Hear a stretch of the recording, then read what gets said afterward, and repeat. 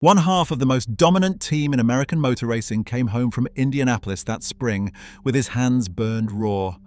The other half was dead before the season had even started. I've been reading about what this team did next for weeks, and I still can't quite believe it happened. They had 12 days to choose between folding and going racing, and they chose to race. A grieving team with one wounded driver won 9 of the 10 rounds that year, but the one race they lost is the part almost nobody remembers, right? Before I get to that season, I need to tell you what these two men were before it all went wrong, because it makes the rest of it land properly. The series was the Canadian-American Challenge Cup, Can-Am for short, and it was the richest road racing series in the world at the time.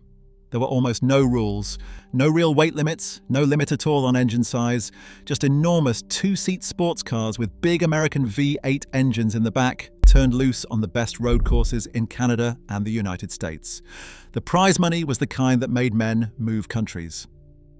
Into that came Bruce McLaren, an engineer's son from Auckland who'd been building and racing his own cars since he was a boy. He'd spent years of his childhood in hospital with a hip disease and came out of it with a limp he never let slow him down. Next to him was Denny Hulme, a farmer's son from the top of New Zealand's South Island, already a Formula One world champion and about as fond of publicity as most people are of a wet weekend.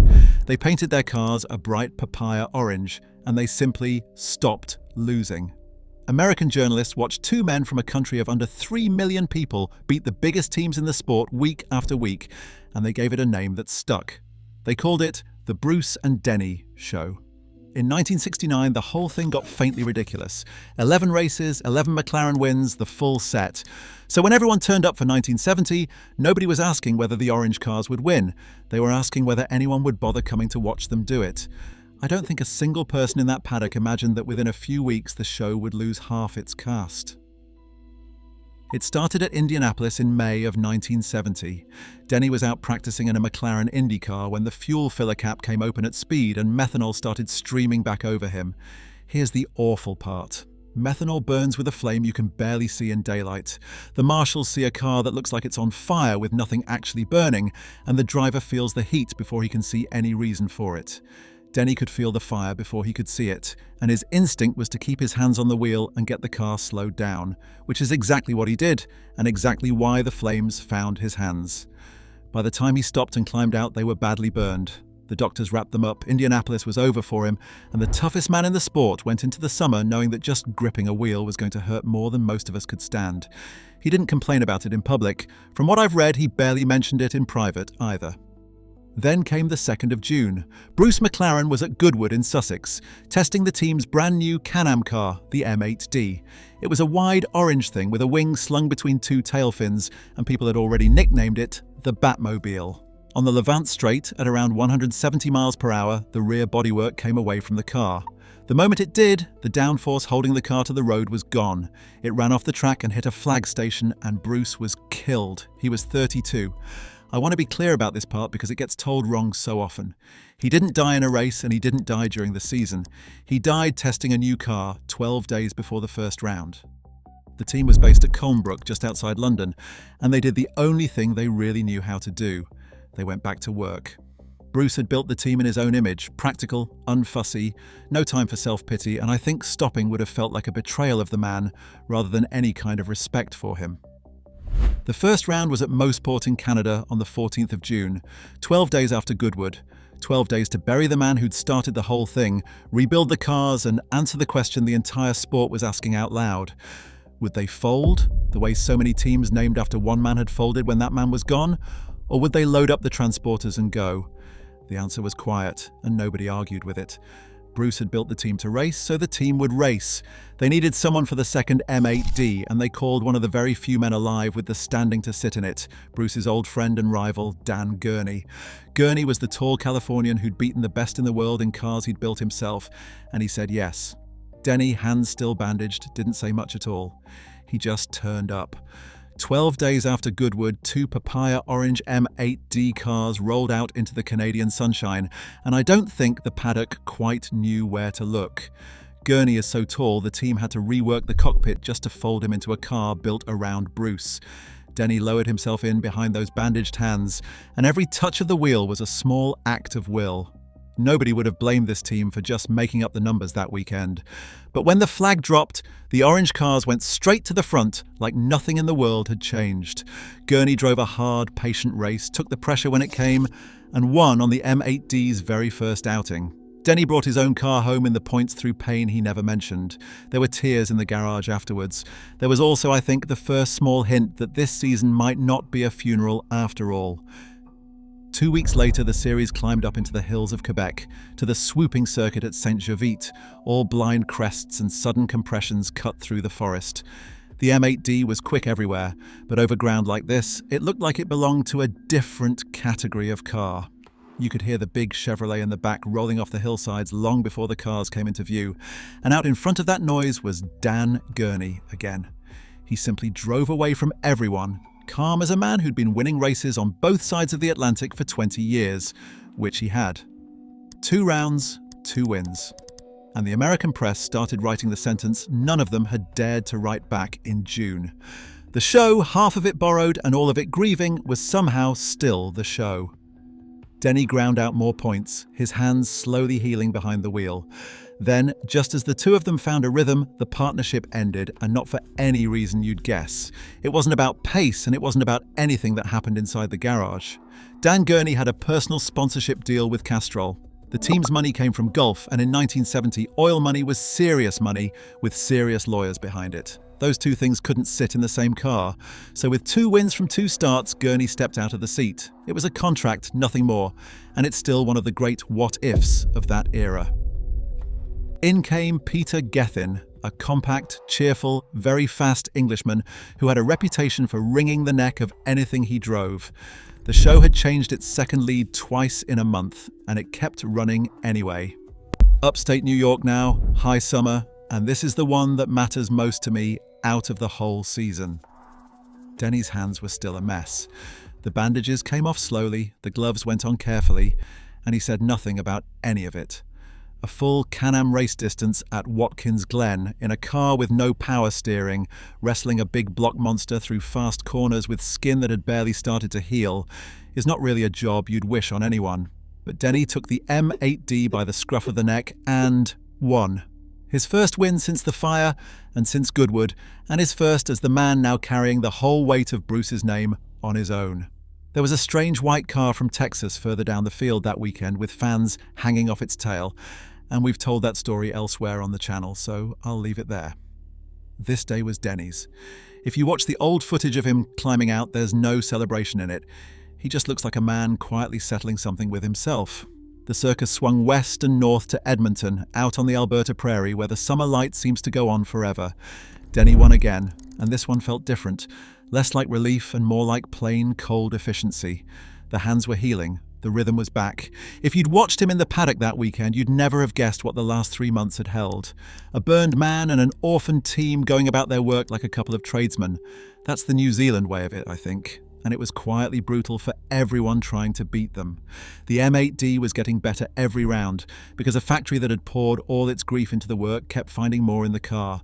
2 straight for Denny, 4 straight for the team. The championship lead was turning into something that looked settled, and I don't think anyone left in the field still believed they were going to catch that orange car before November. August heat now, at Lexington in Ohio, on a tight little ribbon of a track that punishes big cars and heavy hands. This was supposed to be the sort of circuit where the huge orange machines struggled and the nimble challengers got their chance, and the challengers turned up believing it. For a while, the racing was close enough to make the McLaren pit wall lean forward. But then Denny answered the theory in the most direct way there is. He won again. 3 in a row for him now, and the paddock had stopped wondering whether McLaren could survive 1970.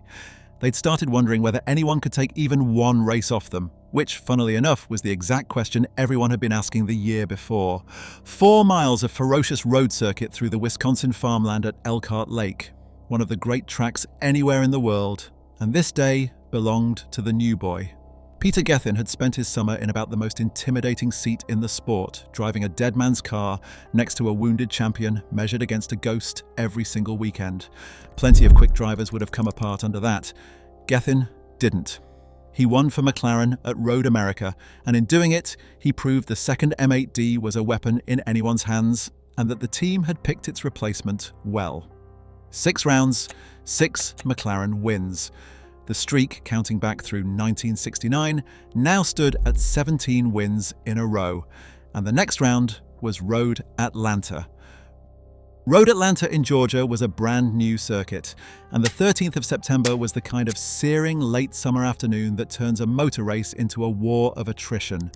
On a day like that, speed matters less than survival, and the very things that made the big cars fast, the enormous engines, the huge downforce loads, the heat pouring off all of it, turned into the things that broke them. One by one, the frontrunners started to wilt, cooked and strained until they gave up, and the orange M8Ds were among them. And through all of it, steady as a metronome, came a little white Porsche 908, a car with maybe half the McLaren's muscle, entered and run by Tony Dean, a privateer from Yorkshire with no factory behind him and no earthly business winning something on this scale. He kept it cool, he kept it running, and he won the richest prize of his life. There's an irony in it that I still enjoy. The team from tiny New Zealand had built its whole legend on beating the giants, and for one boiling afternoon, the giant killers got beaten by an even smaller underdog. I suspect Bruce would have laughed at that one. The streak was over, but the season still had rounds left in it, and what the team did next tells you everything about who they were. 2 weeks after Road Atlanta at Donnybrook up in the Minnesota Lake Country, the answer came. There's a version of this story where a defeat like that rattles a grieving team, the doubts creep in, and the whole thing quietly comes apart in the autumn.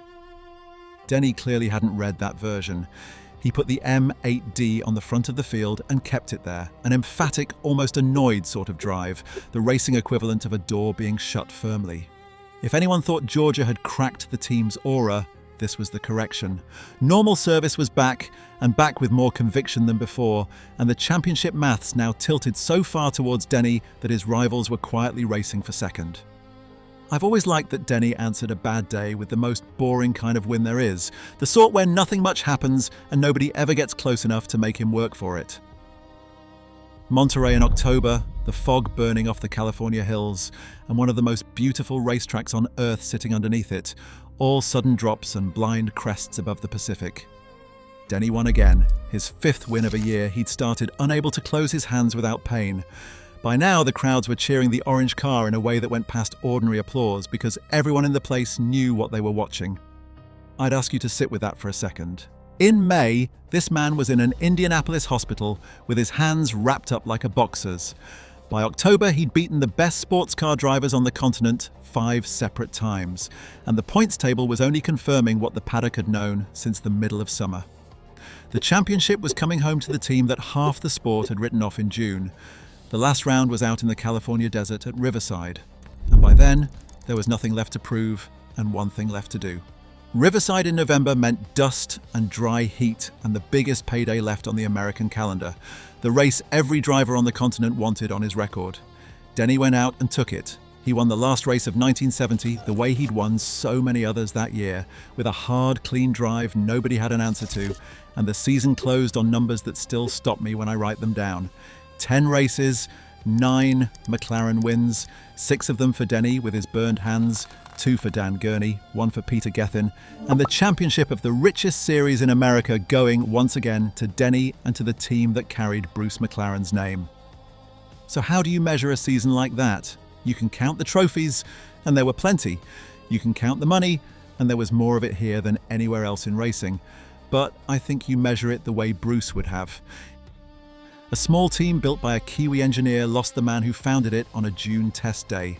It put a grieving world champion with burned hands back into a race car 12 days later. It changed its second driver twice in a season. And it still won 9 of the 10 rounds against everything Detroit-powered America could line up against it. Denny, one half of the most famous double act the sport had, finished the year as champion, carrying the whole show on a pair of scarred hands. The orange cars that the television audiences had come to know just kept on winning, and the name on their sides never left the entry list again. More than half a century later, McLaren is still racing and still winning, and I think all of that stubbornness traces straight back to this one impossible summer.